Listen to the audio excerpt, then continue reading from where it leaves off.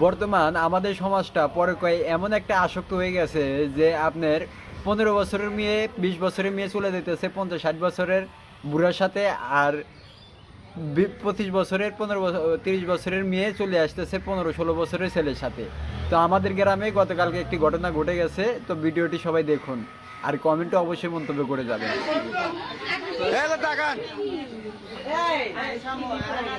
থামো কিছু তো না দেন কিছু করে যাচ্ছি। কি একটা অবস্থা দেখেন, ছেলের বয়স মাত্র 15 বছর আর মেয়ের বয়স প্রায় 20+।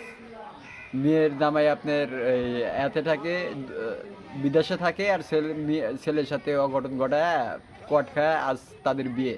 কি একটা অবস্থা দেখেন, ভিডিওটি শেষ পর্যন্ত দেখুন তাহলেই বুঝতে পারবেন। আর অবশ্যই আপনাদের মন্তব্যগুলো কমেন্টে জানিয়ে যাবেন।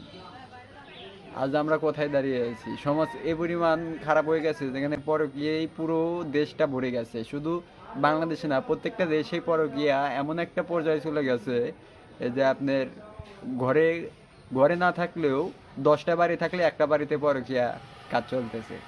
কি একটা অবস্থা।